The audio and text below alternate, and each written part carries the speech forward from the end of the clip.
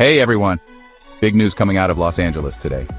The city is facing a catastrophic wildfire situation that's already taken a tragic toll. The National Weather Service has issued a particularly dangerous situation red flag warning for Ventura and LA counties.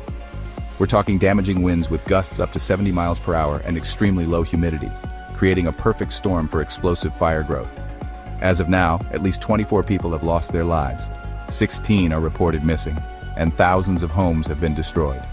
Search and rescue teams are working tirelessly, but the death toll is expected to rise. Let's break down the fires. The Palisades fire is only 13% contained and has already burned over 23,000 acres. Eaton fire is at 27% containment with more than 14,000 acres burned. On a slightly brighter note, the Hearst fire is 89% contained, covering 799 acres. Dangerous winds are expected to return, which could restoke the fires. The South Coast Air Quality Management District has extended a wind-blown dust advisory through Tuesday afternoon due to ash and potential air toxins. Almost 50,000 customers in California are currently without power.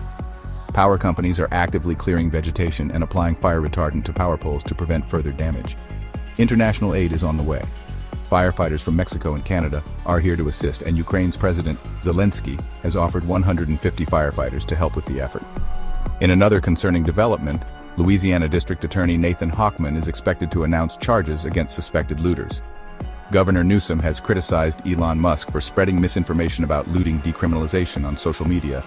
The LA Fire Department has urged people to donate to centers and nonprofits instead of fire stations. Most LA schools and offices outside fire-affected areas will reopen soon. Stay safe out there, everyone. If you're in an affected area, make sure you know your evacuation routes and keep emergency contacts handy. Thanks for tuning in, and I'll keep you updated with the latest developments. Catch you in the next one.